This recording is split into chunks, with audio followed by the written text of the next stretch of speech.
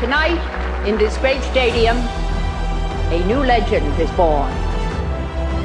You athletes are the heroes of that legend.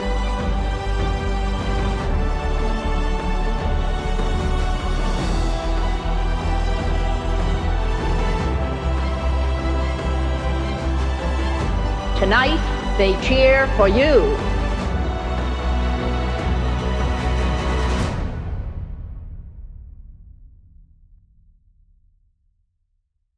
To start off, you have the nickname of the Godfather Unified, which is an amazing nickname, I believe. The Godfather. But how did the Unified come about in the early days of Special Olympics? It came about because I had done enough work at an institution to become actual friends with people with intellectual disabilities. I'd been in sports, Minnesota. I was really from Massachusetts, so I had to fit in with a different accent, being Irish, and everybody there was a Norwegian and Swede.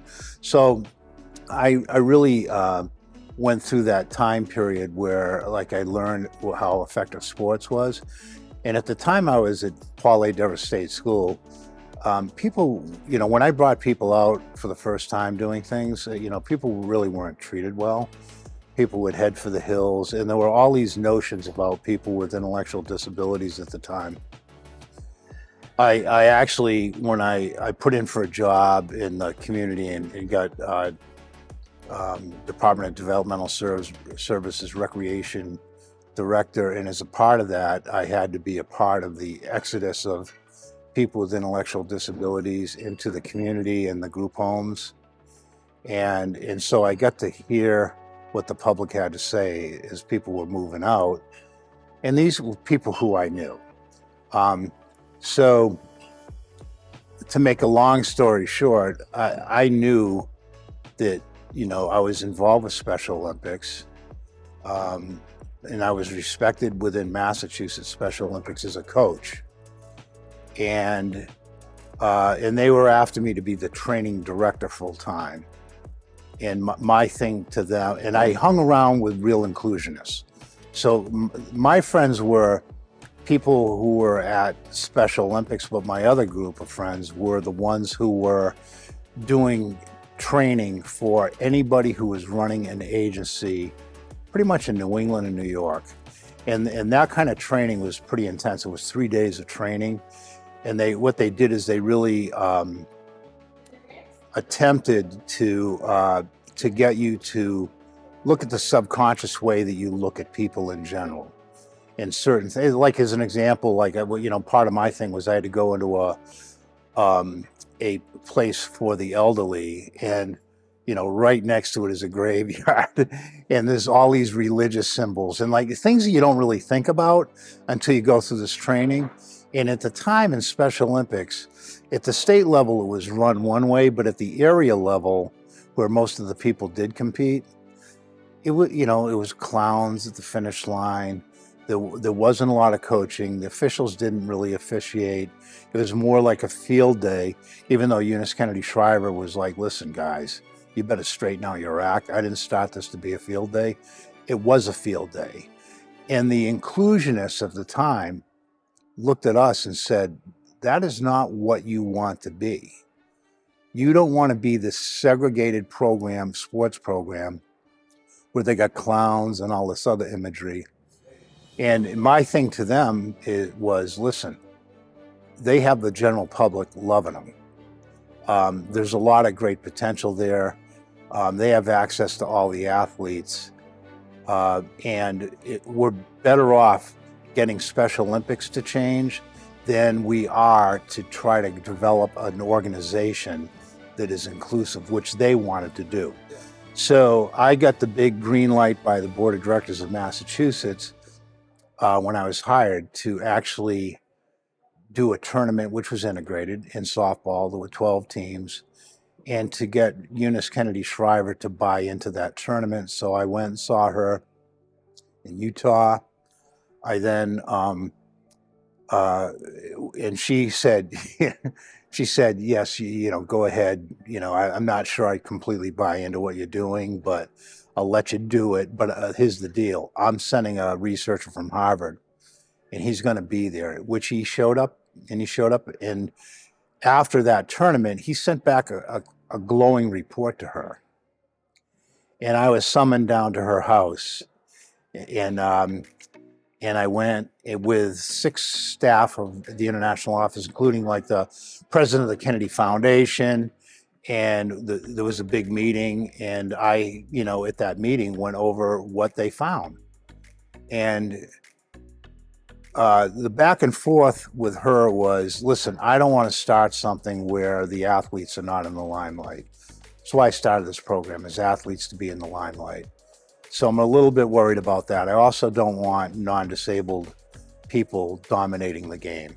I don't want a second baseman in softball running out in front of the shortstop.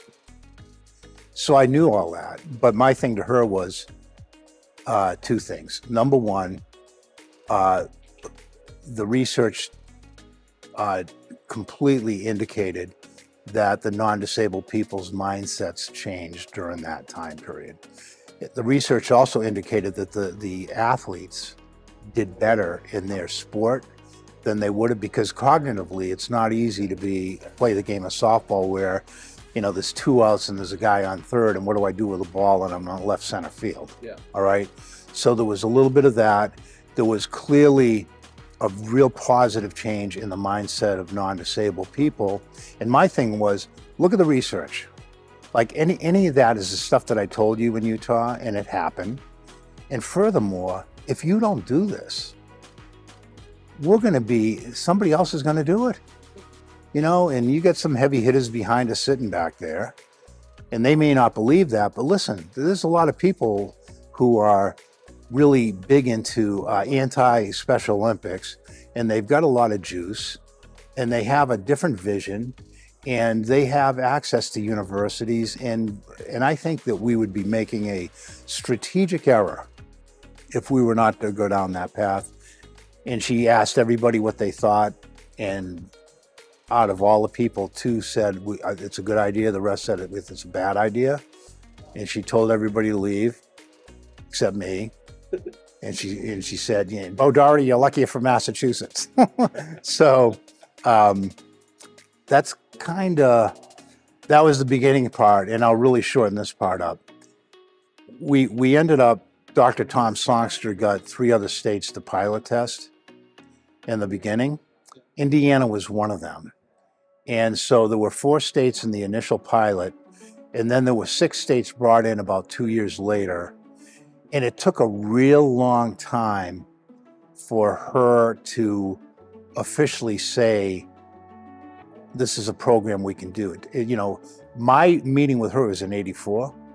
I had a number of other meetings because we had this with her, committees and trying to figure out stuff. It wasn't until 1989 I remember I was in the back of a room, and she told somebody to go get me and sit next to her. And she said, and that's when she told everybody Unified Sports is going to be a legitimate program. And in Minnesota, when we do the World Games there in a few years, we're going to be doing it. So that's how it worked, Yes, I would say that it did. But, all those years ago, we didn't have 180 countries, and where it was a little bit shocking to me at one point was, I always thought that there would be a certain amount of states and nations like Scandinavian nations who would really jump on the bandwagon.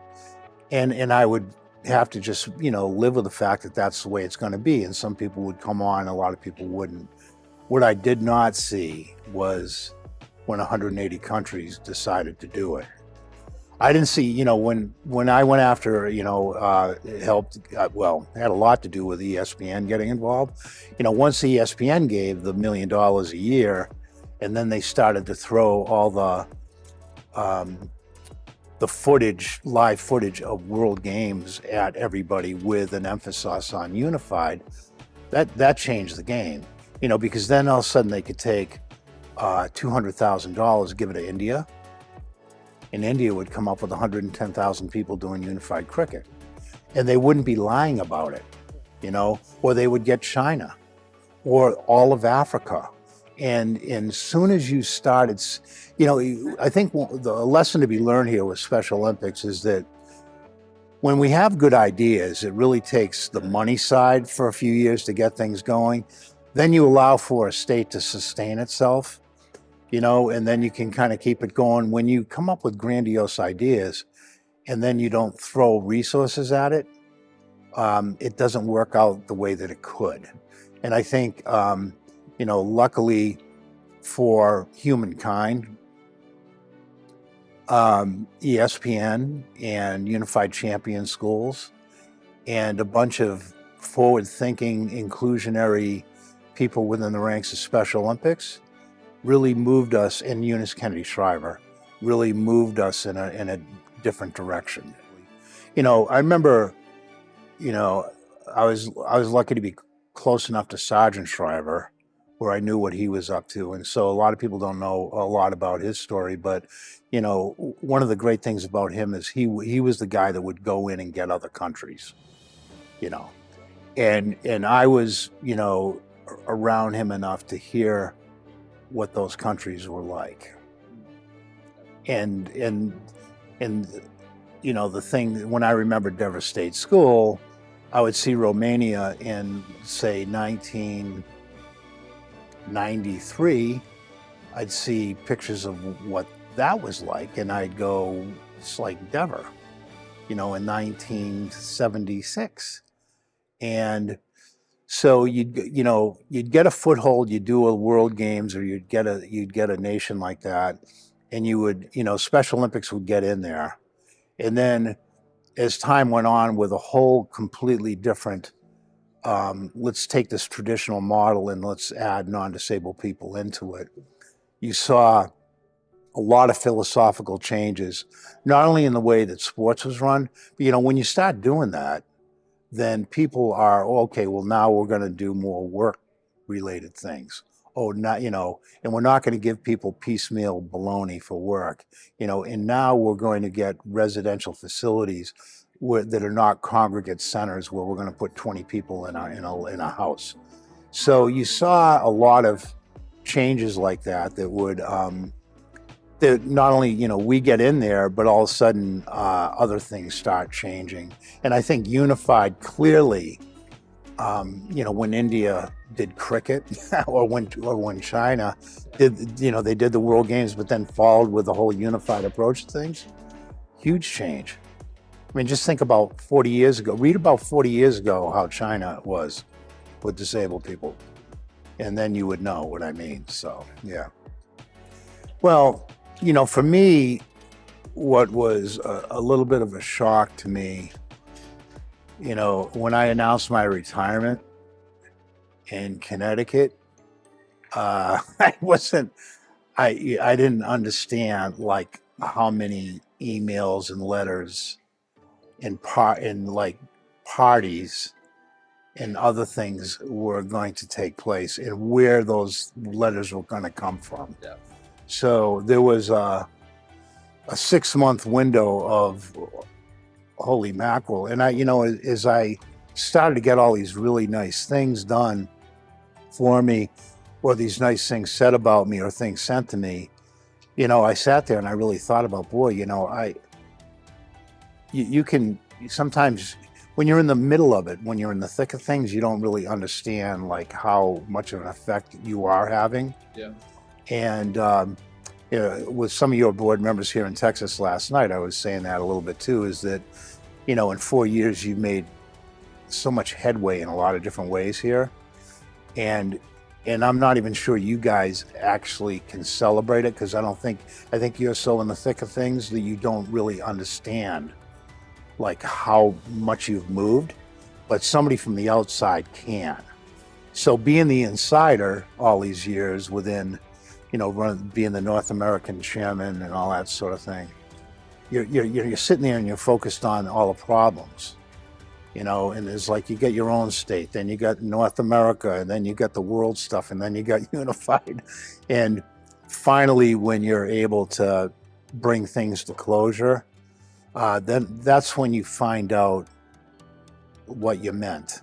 And it was honestly, it was like having a funeral, except I was still living. You know, and you can't go out a better way than the way I went out.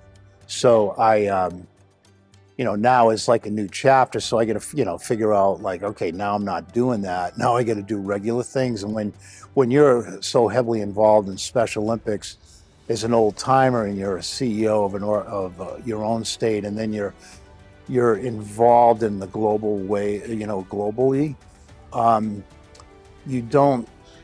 you're not thinking about like yourself as much and what you, like your real you, above and beyond your working you. And I think that I feel pretty good about my work chapter. Let's put it that way.